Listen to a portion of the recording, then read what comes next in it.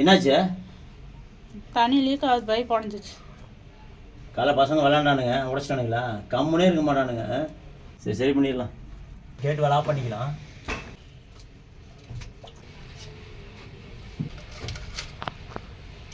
கீழே காய வைக்கலாம், சொன்னிக்கலாம். அப்போ ஒட்டாது. பிவிசி பேஸ்ட்டுங்க, ஆயில் மாதிரி இருக்கும். பைப்பு உடஞ்ச இடத்துல ஒட்டோம்னா டக்குன்னு ஒட்டிக்கும். ஒட்டி முடிச்சதுக்கப்புறம் இது வந்து எம்சிஎல்.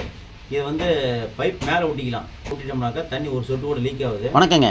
என்னோட பசங்க 2 பேரும் பாத்ரூமில் குளிக்கிறப்பங்க குறும்பு பண்ணிவிட்டு பக்கெட்டு தூக்கி போட்டதில் பைப்பு ஜாயிண்ட் உடஞ்சி போச்சுங்க. அதைத்தான் ஒட்டிட்டு இருக்கிறேன். அது மட்டும் இல்லாமல் பாத்ரூம் செவுறு பாருங்கள் எவ்வளோ அசிங்கமாக இருக்குது.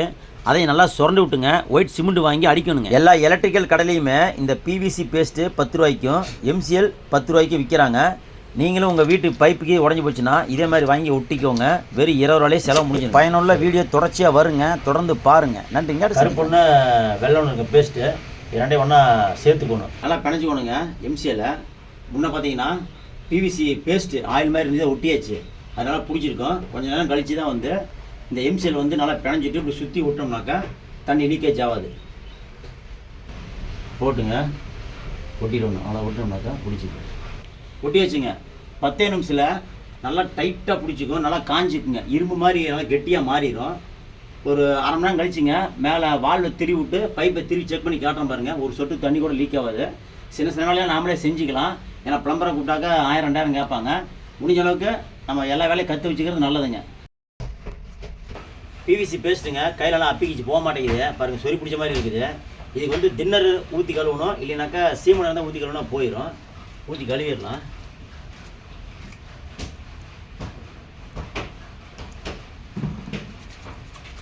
பாருங்கள் உட்காந்து கை கழுவும் இல்லை. அங்கே பாருங்கள் தேனி பாருங்கள். அந்த இடத்துல தான் தேனி பாருங்கள். அதான் தேன் பூச்சி பாருங்கள். எங்கள் வீட்டுக்கு வந்துருக்குது உடம்புறையா. கூடு கட்டு இங்கே கட்டு, நாங்கள் தேன் எடுத்துக்கோ.